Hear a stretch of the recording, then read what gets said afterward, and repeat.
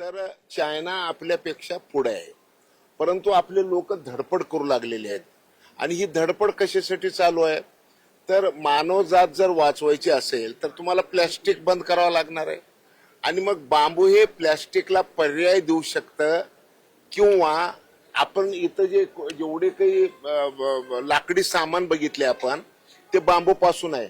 आतापर्यंत लाकडी सामान म्हणजे झाड तोडावं लागायचं, आणि एक झाड तोडलं तर पुन्हा ते 25-30 वर्ष काही मोठं होऊ शकत नाही. परंतु बांबूमध्ये आणि झाडामध्ये नेमकं फरक काय? झाड तोडलं तर मरतंय आणि बांबू न तोडलं तर मरतंय. मग तुमची लाकडाची गरज पण पूर्ण व्हायला पाहिजे आणि ग्रीन आच्छादन जे आहे आपलं ते सुद्धा अबाधित राहायला पाहिजे. या दोन्ही गोष्टीसाठी बांबूची आवश्यकता आहे. आणि तुमच्या माहितीसाठी सांगतो की माझा आता चष्मा आहे, माझा चष्मा बांबूचा आहे. हे माझं घड्याळ आहे, हे पण बांबूच आहे. काय तर मग आता समजा ह्या सगळ्या गोष्टी जर बांबूपासून जर तयार होणार असतील तर तुम्ही इथं जर तुम्ही फिरून बघितला तर टी शर्ट, सॉक्स, टावेल म्हणजे कपडे सुद्धा बांबूचे आहेत आणि वस्तू सुद्धा बांबूची आहेत. हे जर आपण बघितलं तर हे नवीन चमत्कार आहे. का तर आपल्या सगळ्यात इथं ज्याला ज्याला 2 डोळे, 2 कान, 2 हात, 2 पाय असे ज्यांना आहेत ते आपल्या सगळ्याचं आता अस्तित्व आता समारोपाच्या दिशेने सुरू झालेलं आहे. 450 ppm कार्बन जर झालं तर पृथ्वीवर 2 डोळे, 2 कान, 2 हात आणि 2 पाय अशी आकृती दिशेनाशी होणार आहे.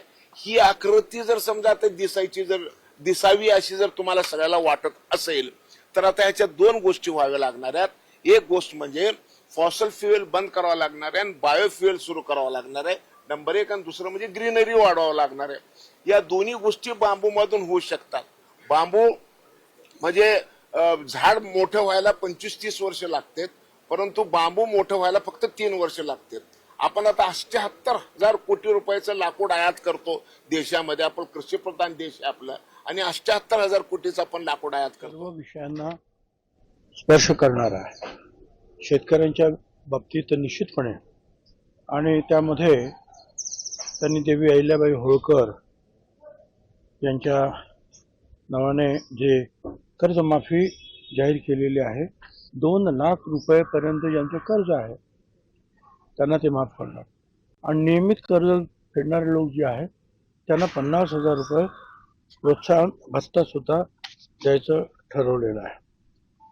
परत सौर कृषी पंप, बळीराजा मोफत योजना, कृत्रिम बुद्धिमत्ता शेतीमध्ये, डिजिटल प्लॅटफॉर्म, या अनेक गोष्टी आहेत.